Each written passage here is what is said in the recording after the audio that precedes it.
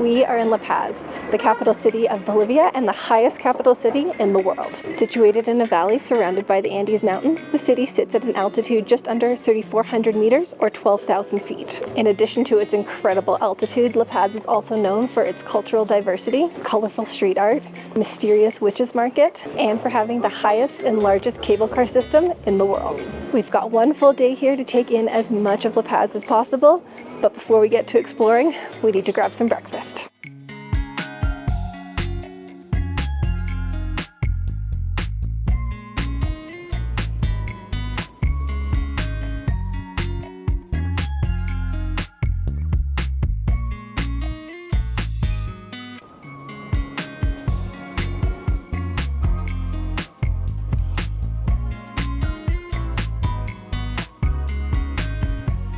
So it's just after 9 a.m. and we're at Cafe del Mundo for breakfast. This is our fourth time coming here. I think it's the only place we've eaten at over the last 3 days.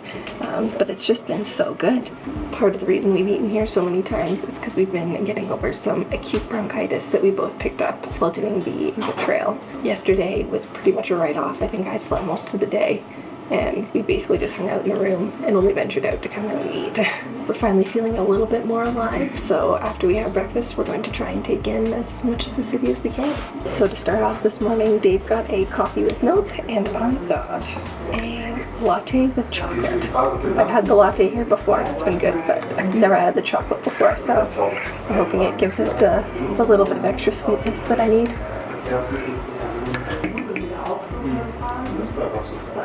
Oh, that's really good.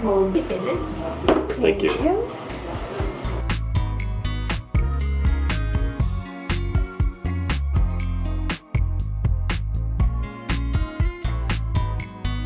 Aside from really enjoying the food, the atmosphere in this cafe is also just really great. It's obviously very travel themed, but it's also just really cozy. They've got lots of little nooks for you to sit in to enjoy your meal. And I also just love that all the chairs have blankets on them because it is very cold here. And while the temperature inside isn't too bad, it is nice and cozy to have a nice blanket to get cozy under while you're having your breakfast. So for all the food and drinks that we ordered this morning, it was 142 Bolivianos, which was just under $30 Canadian. So obviously not the cheapest place that you can eat in the city, but the food is good, the atmosphere is great, so we definitely think it was worth it. Right around the corner from the cafe is the Witches Market.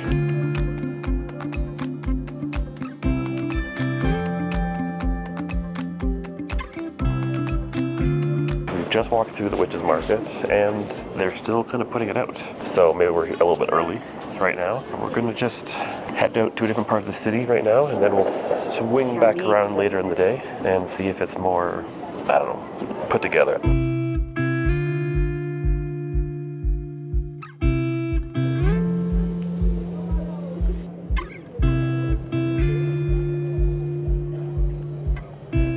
So we're just out front the St. Francis Basilica right now, kind of like downtown La Paz area, and we just exchanged some USD for Bolivianos. The odd thing is that we're noticing is that, I mean, we use a currency converting app, but we've been getting more Bolivianos for USD than what our app is telling us we should be getting. Not complaining about it, but it just has never worked out that way for us before when using the app. So I think we gave 30 USD and got 246 Bolivianos, and our app said we should have gotten around 207. All right, so we just tried to go through the front entrance of the church in order to climb up to the top, but you actually just need to go slightly to the right. There's a separate entrance for the Cultural Museum Center, and then when you go in there, you can buy tickets to go up. So the Basilica is free to enter if you're just going inside the church area to take a look around, but you can also pay, at least we thought we could pay just to go up to the tower to get kind of the view of the city. Unfortunately, that's not the case. You actually have to pay for like a combined tour of like the museum, going up the top, the church, everything like that together, and it's 40 Bolivianos per person, but just not really something that we wanted to do. It was a full hour-long tour. Not that we're tight for time or anything today, but again, just not something that we were super interested in doing. So we decided to pass on that, but if that's something you're interested in, it is possible. So it appears we're about 0 for 3 this morning so far on some of the sites that we've wanted to see. Again, the Witches Market just kind of wasn't really set up yet. The Basilica kind of just didn't work out the way that we had hoped it would. And then now we came across the street to see the Plaza, and it's completely closed off, so you can't see it. I guess normally it's supposed to be a pretty like happening spot, lots of art, vendors, all kinds of things. So after a bit of Googling, we've discovered that this square is actually just closed due to some repairs happening. There's some damage that has been caused by a river that goes under the square. So I believe it's supposed to be closed until around November.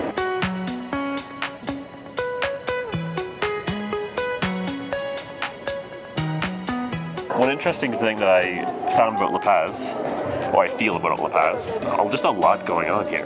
Mm-hmm. The general like feeling of the city is that the city feels very alive, I guess is what I want to say. That's a good way to put it. Yeah.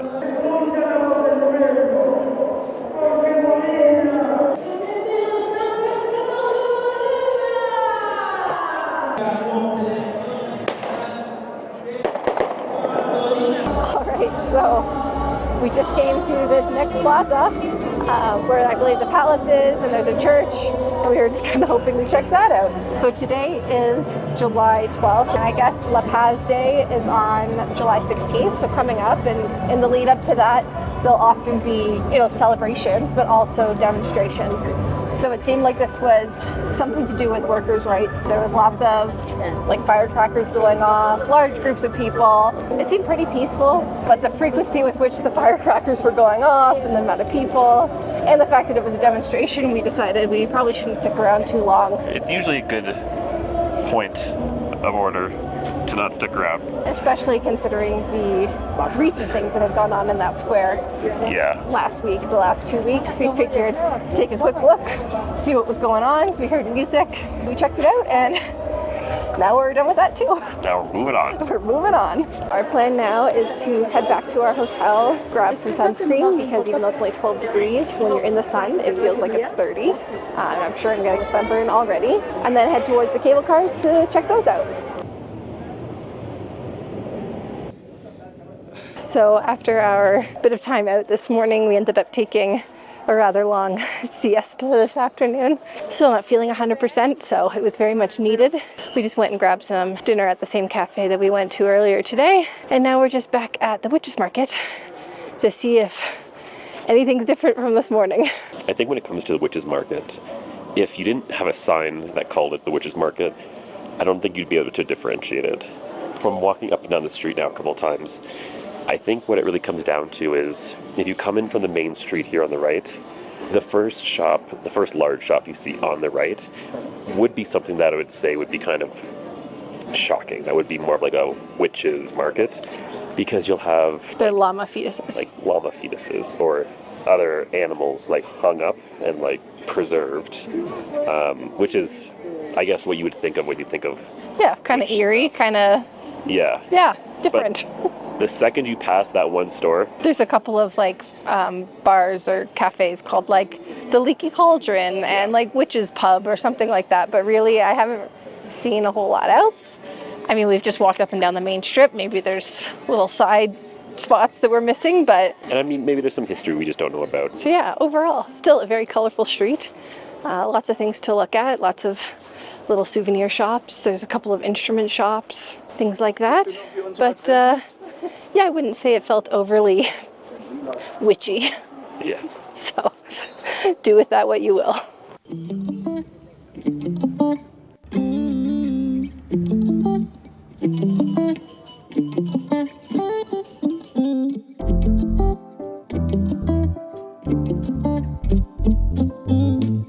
So we just hopped in line to get onto the purple line, which is the one that's closest to our hotel. And the line is insane. However, the cable cars never stop moving, so people are just constantly getting on and off. So I think it's actually going to go pretty quickly. We haven't quite figured out tickets yet, but we didn't want to seem like we were cutting the line, so we're just going to line up. And at some point, Dave's going to cut in and see if he can figure out getting us some tickets.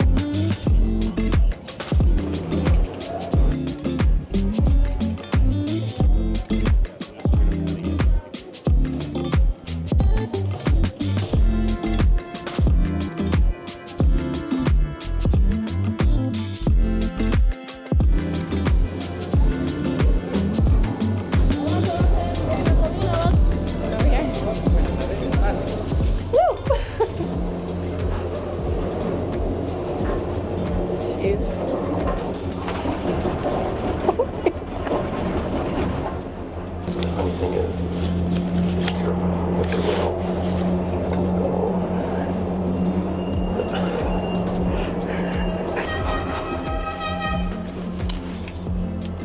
Oh wow. Right? Oh my gosh. Oh my gosh. That's what I'm staring at.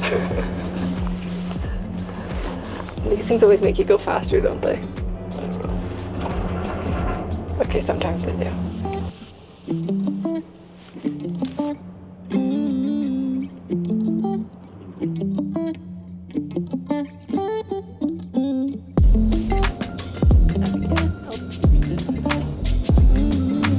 All right, Dave.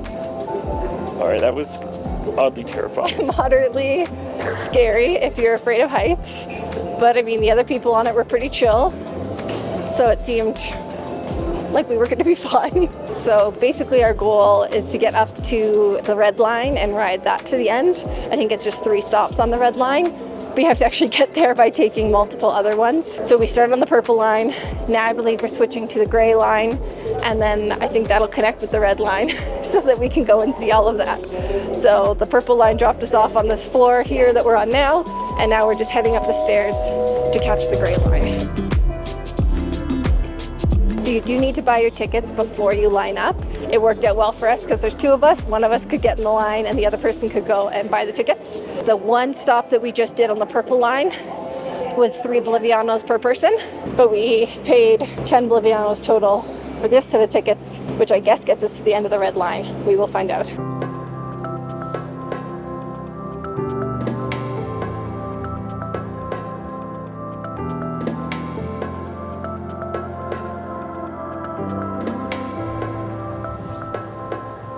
Since starting our little cable car adventure here, we've gone up at least 300 meters in altitude. We're at almost 4,100 meters right now, aren't we? Correct. Very efficient way to get up through the mountain, that's for sure. Now we've transferred off of the gray line, so we've gone purple to gray, and now we're going to red.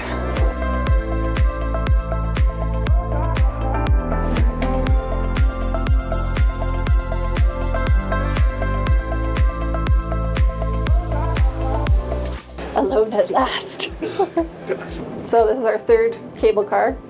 We're now on the red line, and we actually have one to ourselves. Oh my gosh. It starts so fast. It's terrifying. Yeah, you're freaked out? Initially. I'm a little freaked out. I have to keep telling myself that this is like public transit. This is not supposed to be like fun or exciting. It's just supposed to be like... Oh, it looks like we're gonna go fast down this little hill. I think we're always going the same speed. So we're going over a really colorful neighborhood. I don't remember what it's called, but there is a specific name for it. We're losing about 3 meters a second. All right, so from here, this is a great view. So the mountain in the distance there, I'm gonna say it wrong, but Illimani, maybe? It's very high. I think it's the highest peak in this area. Just peeking over right here is Potosi, which is the mountain that we were originally thinking of climbing while we were here. Really glad we decided not to sign up for that. Yeah, we would not be successful. We would not be successful. Even just being in this city, we've been experiencing some more altitude sickness, even though we were in Cusco and everything for like a week, so. I don't think we'd be successful if we were like actually good health, but now that we're sick, definitely not. Definitely no. Yeah. This is a really good view though. We heard the red line was one of the best for views of the city. So a little history on it. I don't know specific details, but I guess the purpose of creating the cable car lines, the people who live up on the top in El Alto, it's typically a poorer neighborhood and area, and the idea is that the cable car network would more easily connect the neighborhoods to help people with social mobility. Yeah, exactly. But there was a lot of controversy around them building this line because I couldn't tell you how much it cost, but it was a lot. And so there was a lot of controversy around whether they should have spent the money on this cable car line as opposed to using the funds in other ways to help support less well-off people in need. This seems like a very good use of money. It does seem like it's good in theory, especially to connect everything. I don't know too many details about how it's actually helped or hurt or anything like that. Yeah. But just as a purely outside perspective, it seems like a fantastic way to connect the top and the bottom because I don't see anyone ever walking up to the top.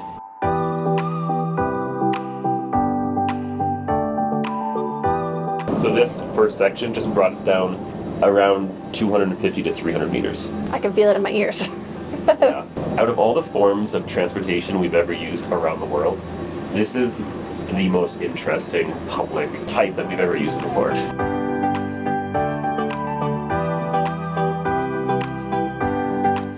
This is really cool. I will say. So fast. So this is like the extremely large cemetery. There's supposed to be a lot of like murals and artwork down there. So you can see all through here is the cemetery. And then if I look this way, it goes all the way back through here as well. How many people would you say would fit in here? Comfortably, 8.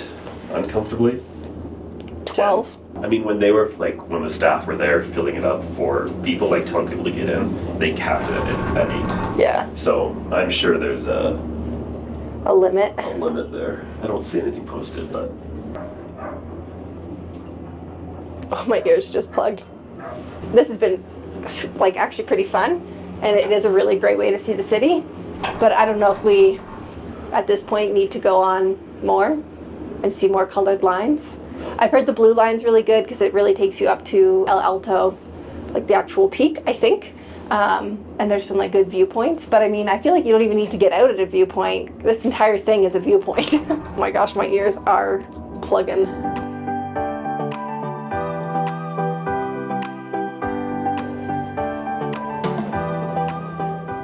Okay, so you cannot, in fact, stay on the red line and just swing around and keep going. You have to get off. If you've already prepaid for the way back, then you could just get off and then walk around, join the line again and get back on. But we have not done that yet. So we are going to go and get tickets to hopefully get all the way back to our original starting point. And I don't even know how long that took. Maybe an hour?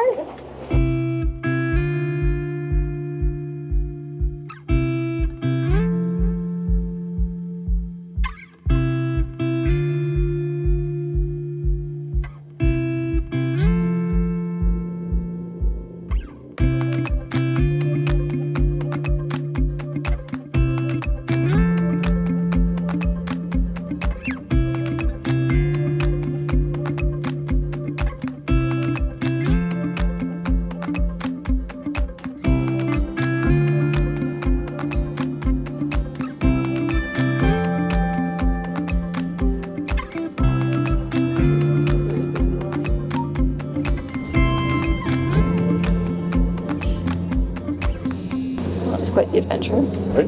Not nice, so.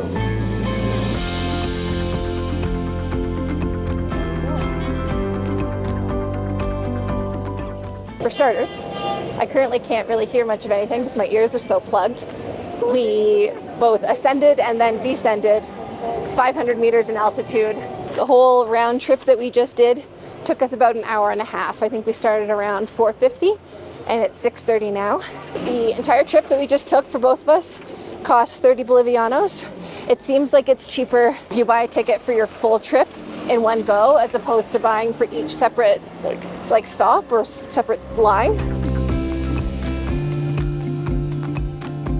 So we made a quick detour past our hotel because of course we needed to pick up the essentials.